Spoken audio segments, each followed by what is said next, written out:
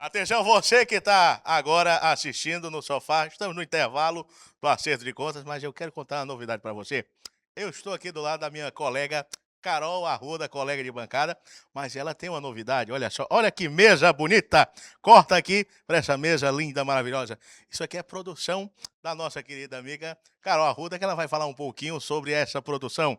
Tem doce, tem salgado, fala um pouquinho desse seu toque culinário, minha amiga. Quem acompanhou os programas anteriores sabia que eu estava em dívida com meus amigos de bancada para ofertar um lanche aqui, né, nas nossas gravações. Então, a minha dívida está paga, Mais do que paga, hein? literalmente, né? Então, eu trouxe aqui um lanchinho, bolo, guloseimas bem gostosas que eu faço. Quem quiser conhecer meu trabalho, segue o meu perfil, Chefe Carol Arruda. Eu sou personal chefe. Eu vou na sua casa, no seu evento, faço sob medida para você.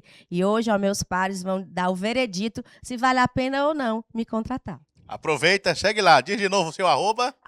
@Chefe Carol Arruda. Fica aí que tem mais informação para você. Acerto de conta. Aí.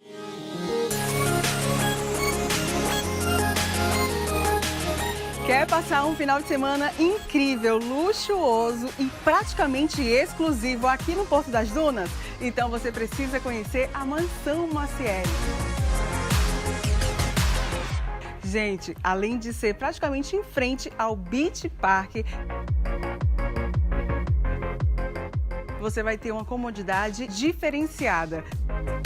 Porque aqui nessa linda e grande mansão são apenas 6 suítes. Gostou da Mansão Maciel? Eu adoro, eu vivo por aqui.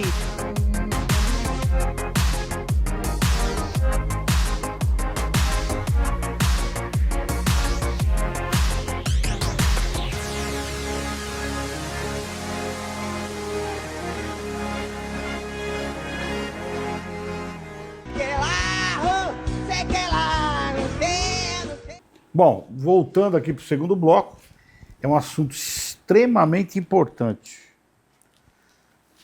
Eu dei minha opinião aqui nos bastidores e eu penso que vamos aproveitar os nossos órgãos para funcionar bem, né?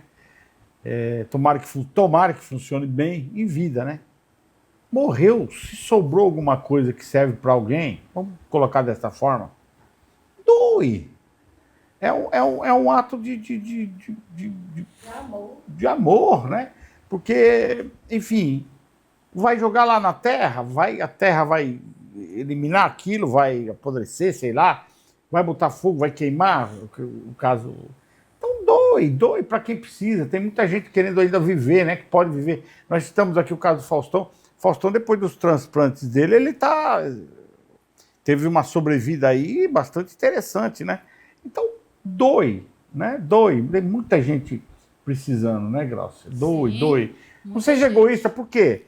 Você vai pegar o teu ente querido, vai colocar dentro de uma urna dessa, vai enterrar daqui 15 dias, 20 dias, um mês, não tem mais nada.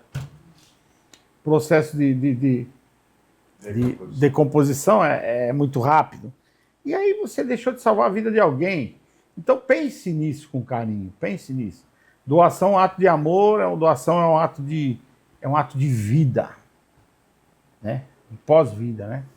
Por exemplo, a pessoa que tem vontade de doar, ela já está credenciada para essa ação de solidariedade? Por exemplo, um cara que bebe todo fim de semana, ele tem aptidão, em princípio, para ser um doador? Tem, assim, após quando a família, né, tem o desejo de doar, são feitos alguns exames, né, da funcionalidade dos órgãos, mas o fato dele ser um paciente, né, que gosta de beber não contraindica uma doação, né? Ele gostar de tomar uma cervejinha, isso não é contraindicação para a doação. Isso afeta, o cara doa o fígado, que nem eu bebo todo dia. Aí dou o meu fígado lá. O cara que não bebeu vai passar a beber, eu falo sério. Ele vai passar a ter esses desejos? Vai receber esse desejo? Pode ter alguma esteatose, ele pode ter, né, alguma disfunção ali hepática, né, claro, mas vai ser avaliado para que se possa saber se ele tem função para doar, né? Mas não é uma contraindicação absoluta, é uma contraindicação relativa, né? As contraindicações são mais as doenças como... As doenças de transmissão né, sexuais, cânceres, né, células cancerígenas. Essa questão do câncer, existem algumas situações que podem, né? Depende da avaliação. Isso, existem alguns tumores, né, tumores primários do sistema neurológico, que eles não são contraindicados para a doação. Hoje em dia se transplanta tudo, né? Coração, falaram que até a cabeça vão começar a... Existem estudos, né? Estão estudos, né? Como é que tá isso? Não, eu sei que braço, eu já vi nos Estados Unidos os caras colocar braço, literalmente, colocar os 2 braços. No caso, seriam implantes ou transplante de braço, de rosto, né? De face. Exato. Pelos Estados Unidos, né? Por ali tem essas fases. Mas aqui no Brasil ainda não tem, né? Nós mesmos, a lei, ela só fala de órgãos sólidos, né? E alguns tecidos. Nem as células como os órgãos. Olha aí, doutor Djalma, depende da legislação de cada país para o desenvolvimento dos transplantes. Né? Não, e do avanço das né? tecnologias do avanço também. científico. Doutora Aline, eu trabalhei com a senhora na CIDOT, né, que é a Comissão Intra-Hospitalar de Doação de Órgãos para Transplante. Gente, é um momento de muito sofrimento para quem trabalha lá. A gente tem que ter uma calma muito grande para abordar a família, porque muitas vezes a família ela está em desespero porque ela acabou de receber a notícia que o paciente morreu. E a gente tem mais ou menos, a gente corre 24 horas para tentar fazer com que assine o termo se eles querem doar. Algumas vezes a pessoa que foi a óbito, ela manifestou que não queria doar. Né, manifestou, naquela época que tinha as carteirinhas e tudo mais, ela não manifestou. Mas a família dizia, eu lembro de uma pessoa que falou lá, o meu filho era uma pessoa tão boa, mas ele era uma pessoa tão boa que eu tenho certeza que ele soubesse da magnitude desse ato aqui, ele doaria todos os órgãos dele. E nesse caso, a família ainda continua tendo esse poder de decisão.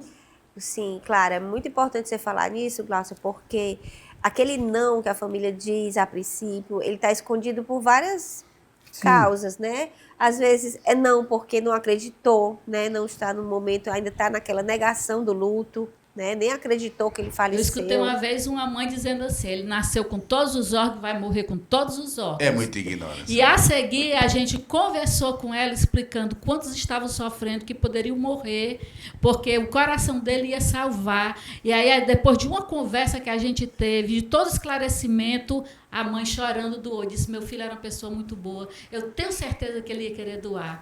E aí, como é que se faz hoje ainda? Pronto, existe um momento certo, né, para você... dar essa oportunidade para a família, né? Lá na CIDOT, no IJF, a gente trabalha com vários profissionais, enfermeiros, médicos, tem o apoio do serviço social, das psicólogas. Não é um trabalho fácil. Né? É difícil. Tem a raiva daquele cara que... Tem. Um familiar fala, pô, vai encher meu saco aqui com o negócio de doação. Não, e às vezes eles... E não pode julgar, porque eu acho que... Justamente, você não tem que ter juízo de valor, né? Ele está ali no momento, cada um vai manifestar de uma forma diferente, né? Ele acabou de receber a notícia que um paciente faleceu, então não é agora que eu vou perguntar se ele quer doar os órgãos, né?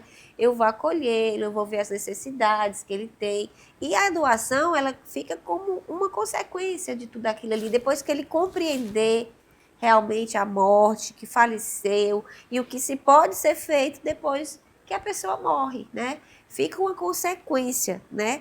Ele consegue, a gente tenta fazer com que a família perceba a relevância disso tudo, né? Às vezes o não vem uma raiva do mau atendimento. Da raiva, exatamente. Falta de esclarecimento, né, doutor? Falta de esclarecimento. Isso também. Né? Então, o não, a gente tem que compreender por que a família disse aquele não. O não tem um motivo. Por isso que tem uma equipe multidisciplinar ali, atenta e apostas para exatamente cuidar desses, né, Glaucia, desses dilemas daquele momento tão difícil.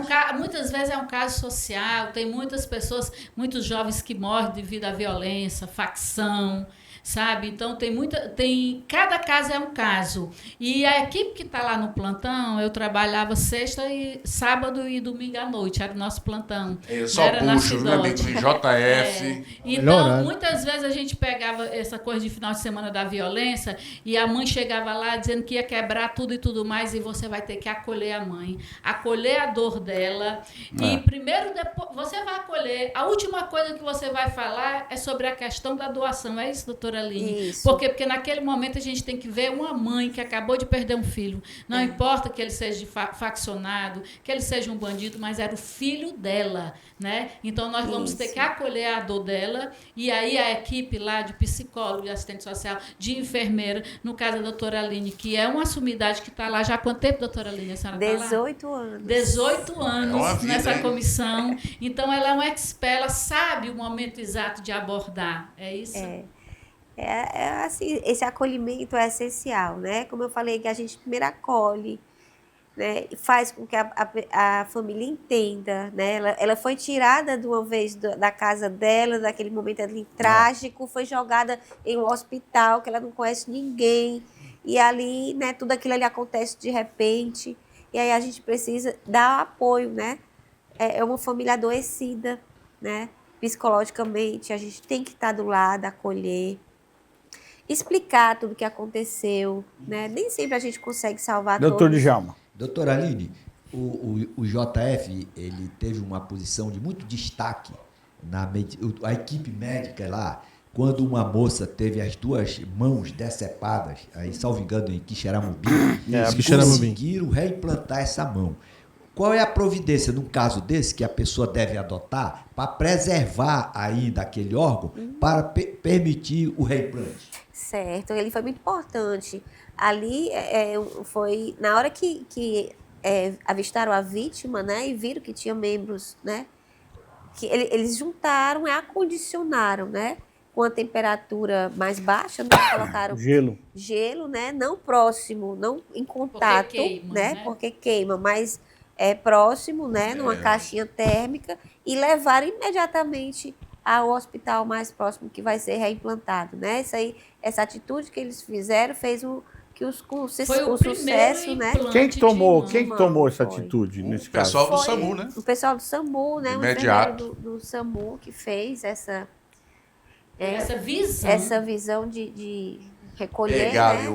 Cara, acontece uns absurdos aqui, né? Na verdade, né? Não era para acontecer, né? A sociedade tá decadente demais, né? Adoecida, né? Maluco desse daí. Enfim, é outro assunto, mas assim, cortar as mãos da moça, né?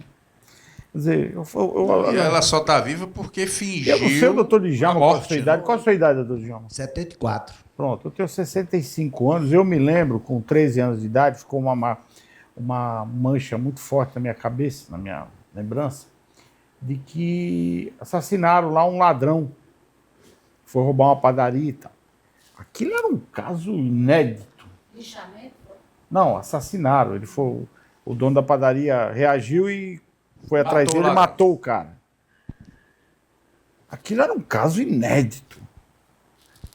Eu não sei se você está me entendendo. Era mais difícil ter um fato desse. Não acontecia nada. Eu sei que está fugindo um pouco do assunto, mas assim... Era mais difícil acontecer o negócio. Era muito difícil. Hoje você abre a televisão todo dia. Cada segundo. Agora, voltando aqui.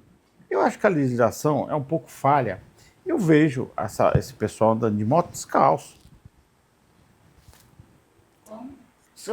Andando de moto descalço. Ele tem que... Ou ele precisa estar calçado com sapato ou descalço. Devia ter obrigatoriedade de andar com tênis. Não pode estar de chinelo. Não pode estar de chinelo. A lei diz que ele não pode estar de chinelo nem de sandália. Aí a lesão é muito mais grave quando acontece alguma coisa Com certeza. Não é isso, doutora Aline? Precisava mudar essa legislação, o pessoal olhar um pouquinho mais por isso. Mas, no caso, nem a legislação, é a fiscalização, né? Tem que ser mais rígida. Não, mas pode andar descalço. Pode. Descalço pode, ele não pode andar de chinelo. É interessante. Entendeu? Porque o chinelo Muitos eles colocam o chinelo no retrovisor das motos. Aí o descalço também pode. não pode, Entendeu? é contra a lei. Também, aí nenhum deputado se prontifica tem que ser a um criar deputado uma... federal do Contran. Não, mas por que ele não se prontifica? Porque ele não vai ter voto dos motoqueiros. Então tudo é o voto, né? O frotão, por exemplo, você está lá, você trabalha lá dentro do frotão. Eu sempre costumo dizer, já entrevistamos aqui 2 superintendentes do frotão, é um hospital de guerra aquilo lá, né? É um hospital pelas É um estatísticas absurdo. de A pessoa trabalhar ali atendimento. tem que ter sangue Tem no que olho. ter, é hospital de guerra aquilo, né? Você vê tragédia. Amor, a gente trabalha por amor ali. Ali é um hospital que a gente tenta salvar, né, Cláudia? Ali é 24. Ali tem muitos profissionais muito dedicados, né? Com certeza. Ali assim, a gente vê, por exemplo, sai muitas coisas ruins na mídia, mas esses 2 médicos, não só os médicos, toda a equipe que implantou a mão dessas moças, né? A equipe que acolheu essa família que doou os órgãos dessas crianças, né, que foram vítimas. Então, assim, tem cada coisa também que a gente tenta fazer, porque a gente não consegue salvar todo mundo. Às vezes chega um paciente já muito grave, né? E aí, mas o que a gente tenta fazer é dar um conforto maior para a família, né? E aí tenta reverter isso em doação. Deve né? ser uma barra trabalhar no lugar desse. Meu irmão. Mas, É um desafio diário trabalhar no hospital daqui. E o JF está tendo agora assim, o sentido de humanizar mais o atendimento após a morte daquele enfermeiro lá dentro, que foi executado, né? Então, eu estou vendo hoje, através dos profissionais lá, humanizando o atendimento com o próprio colega, Sim. com o próprio servidor. O servidor está sendo tratado, porque o servidor geralmente era como se fosse uma máquina. Então, eu era responsável pela reanimação, os riscos, né? E o UTI 1, 2, 3 é o UTI pediatra. E a gente fica lá como uma máquina. E muitas vezes você está em sofrimento e não via que o seu colega estava em sofrimento também. E hoje ele tem mais um acolhimento. Eu queria saber uma coisa, dados estatísticos de doação de órgão que o JF tem, porque na minha época, a gente fala assim, parece que faz muito tempo, mas foi recente, né? Na minha época, nós tínhamos a estatística de quantos órgãos a gente recebia por mês. Ainda existe essa estatística? Existe, né? Os indicadores, eles, como eu falei, estão todos registrados na revista da BTO, mas assim, falando do IJF, né, daqui especificamente, a média de doação, né, da família, no Brasil está em torno de 46%. No Ceará, está em torno de 56%. A gente está acima da média. No IJF, está 74%. Esses dados precisam chegar ao conhecimento público, porque, Frank, o que chega na imprensa, para nós, somos jornalistas e comunicadores, é só as tragédias, Marcelo. Só as tragédias. Mas as ações... Que não deixa de ser, né? Que existem e precisam ser divulgadas, mas... As boas notícias. As boas notícias, pontos importantes como esse, muitas vezes não chegam às redações, aí só fica coisa ruim. A pergunta é, quantos transplantes é feito mensalmente? Na verdade, as captações, as captações de órgãos, as doações, né? De múltiplos órgãos, mais ou menos 12 a 15, a média, e de córneas, uns 8 a 10 por mês. É significativo, né? É um número significativo. Estamos a nível nacional, a gente ainda capta 70% em detrimento dos outros. Isso graças a essa equipe que existe no IJF, que é uma equipe capacitada, né? Que a gente também tem um diálogo direto com o banco de olhos, né? Para poder pegar as córneas. É interessante você ver tirar a córnea, é como se fosse uma clarinha de ovo, eu acompanhei lá, né? Então, isso aí, por que o IJF é campeão em doação, em arrecadar órgãos? Porque existe uma equipe que é compromissada, que é competente, que consegue reverter. Muitas vezes uma família que chega lá que não quer doar de jeito nenhum e depois de toda a nossa explanação, eles saem de lá chorando e dizem, é impossível, eu vou doar porque meu filho queria que fosse feito isso, se ele soubesse disso. Porque você tem que ter a capacidade técnica, né, de explicar para a família, ter toda a paciência do mundo, né, explicar, tirar todas aquelas dúvidas no momento certo, na hora certa. A gente conta também com apoios, né, da Defensoria Pública. A Defensoria Pública do Estado tem uma equipe, doutor, de defensores 24 horas que a gente pode ligar a qualquer momento para tirar alguma dúvida, para resolver questões burocráticas de pacientes que precisam doar, né? Que a família precisa doar. E outra coisa, Fábio, eles pensam que o corpo da pessoa vai ficar mutilado, né? Mas se eu for doar o olho, vai ficar mutilado? Eu queria que você falasse sobre são isso. São os mitos, né? Alguns mitos que a família tem de não vou doar porque vai ficar... É de qualquer jeito? Não é, né? Não é de qualquer Desculpa, jeito. gente, Vai servir pra quê, vai o servir bonito, pra meu irmão? quê? Eles dizem assim, olha, na hora do velório eu quero ver meu filho bonito como era antes, Vai né? continuar Então, bonito, bem até isso trabalhado. você tem que conscientizar que não vai Não ficar vai. mutilado. É previsto em lei, né? Na lei tem escrito, né? Determinado que não pode haver mutilação, né? Tem que ter perfeição. Fala, Legislação, doutor Djalma. Uma vez eu vi uma entrevista de uma senhora, foram perguntar para ela se ela sentia em doar os olhos, a córnea. Aí ela disse que não, porque ela jamais queria se apresentar no juízo final com essa deficiência. Agora eu pergunto, doutora, no caso de uma pessoa que morreu em Roraima, ela tinha o coração apto para ser utilizado em outra pessoa. Qual é esse coração tem que ser aproveitado lá pela região norte ou pode ser aproveitado num outro estado mais distante? É interessante, doutor Djalma, porque cada órgão tem seu tempo de isquemia, né?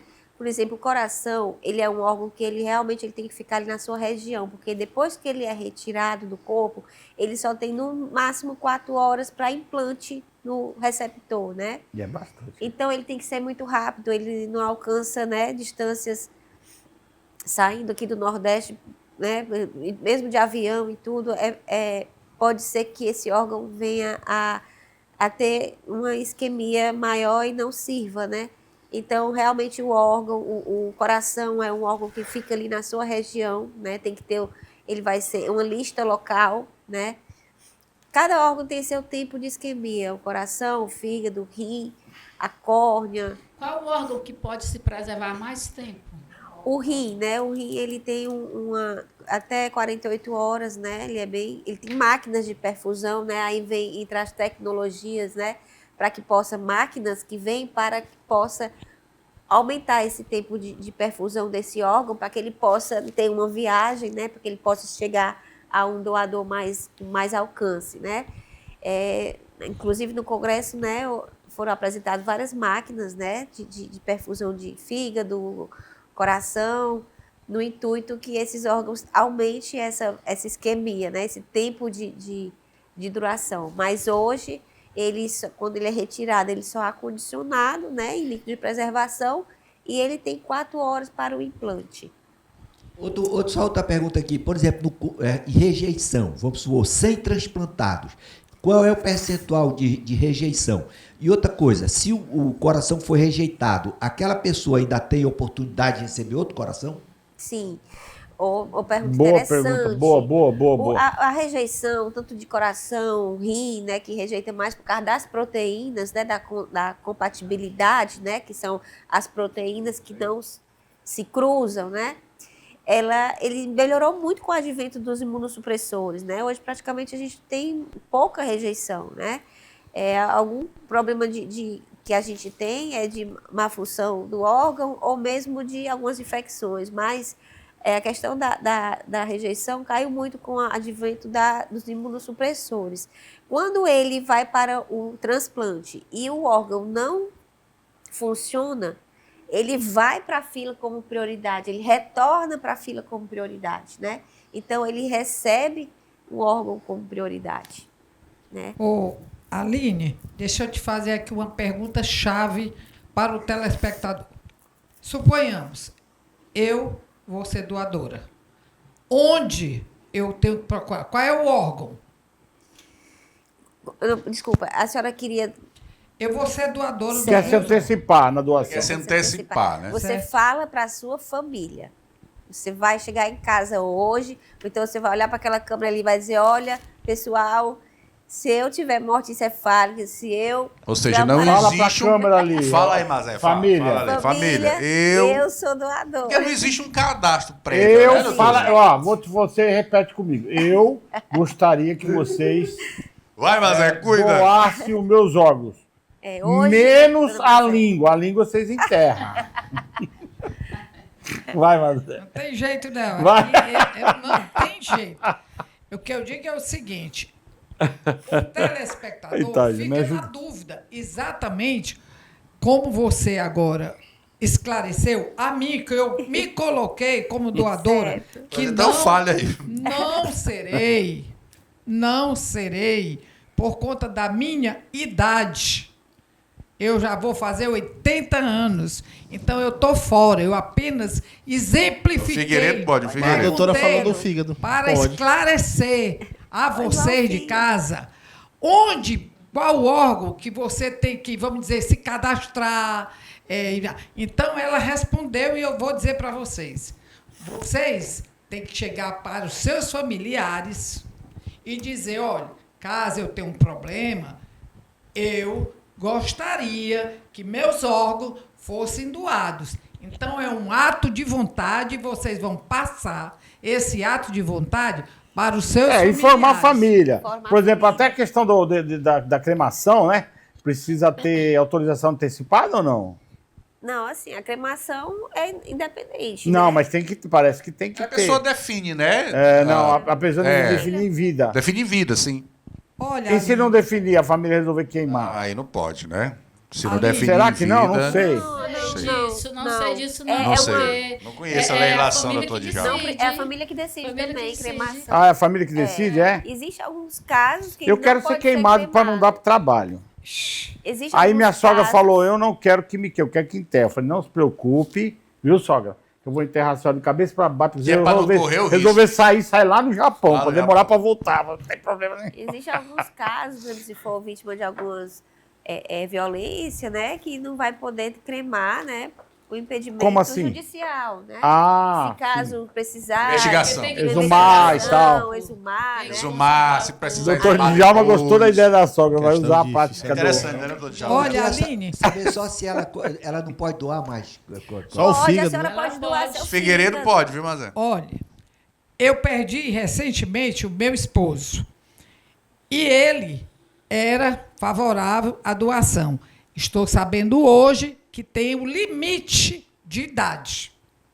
Ele já não poderia pela idade. Não, mas o fígado Mas pode. para o tratamento Figueiredo pode, dele, viu? eu procurei um dos grandes médicos, se não o número 1, vou menosprezar os demais, um excelente médico do HGF, ele faz transplante de fígado. Quando eu soube que meu esposo estava com um problema no fígado, um problema hepático, ele examinou e me deu a seguinte resposta: eu não transplanto, eu não faço transplante de fígado que tenha essas sequelas. Não é todo fígado que você pode transplantar. É assim, Se a doutor? pessoa já tiver algum problema nódulozinho, no uma fígado, coisa. não pode fazer o transplante. Então, eu reduzi a minha insignificância e meu marido morreu lá com ficou. problema no fígado. Cada um, né? São relevantes, né? Dependendo de cada caso, né? Claro que ele estava precisando receber um fígado, é isso? O anseio da família, se você está doente de um órgão, uma das opções é fazer um transplante. Sim. Mas aí ele não aguentava a cirurgia de transplante, né? Isso por outras O médico comorbidades, me respondeu, né? nem todos os casos cabe um transplante. Justamente. Por exemplo, se você caso tem dele era aquela doença do fígado, a cirrose, Sei. né? Se você tem um tumor no fígado, então cada caso Isso, cada é um caso. caso, independentemente da idade. Ele já está fora, mas como você disse no início do programa, o fígado, ele se regenera. Então, todo dia você pode ter um fígado novo. Você tem 80 anos, mas tem um fígado de 10 anos de idade. Mas não pode porque ele está com tumor. Não pode porque ele está com cirrose. Então, não fique chateado porque não vai transplantar. É porque cada caso é um caso. mas o teu é bem bonzinho, especialidade. Pronto, gente, eu queria puxar um assunto que ainda permeia muito o imaginário coletivo, que são os mitos do transplante de órgão, que existe muitos mitos. Já teve até uma novela que a pessoa doava o coração e a pessoa que recebeu o coração se apaixonou pelaquela pessoa. Fala-me, Nossa de Senhora. quem ele era apaixonado. Ah, rapaz. Então, não sei se você lembra, né? Foi da Rede Globo. Existem muitos mitos sobre isso. Só podia se ser. aquele órgão que foi transplantado, quais são os mitos que ainda existem até hoje que as pessoas tomam como verdade? Esses mitos, né, que acabam realmente, né, a desinformação, né? Questão de religião, questão de chegar no céu sem um órgão, né? Isso aí são inverdades. A amiga lá do doutor Djalma, como é que eu vou ver lá? Como é que eu vou ver Porque Deus? a pessoa é violenta, Cada hora. é violenta, e o órgão, o coração dele vai ser também bruto violento. também, né? Não existe, Com os é um órgãos, órgão. É um órgão. Com os órgãos não vão os sentimentos, né? Ele é um órgão, vai ser transplantado. Mas existem esses mitos que a gente também, né, tenta desmistificar ali neste momento que a gente está acolhendo a família, né? Acabou o tempo já? Ou esse time pulou aí desse jeito? É porque tá muito legal a pergunta, né? Acabou? Pelo amor Era de Deus. quanto Então vou encerrar o programa. Eu agradeço muito sua presença aqui, viu? Foi um prazer. É muito bom esse tipo de programa, porque leva informações a vocês de casa, né? E lembrando que nós estamos aqui de terças e sextas, às 20h30, aqui pela nossa TV Metrópole. Fiquem ligados.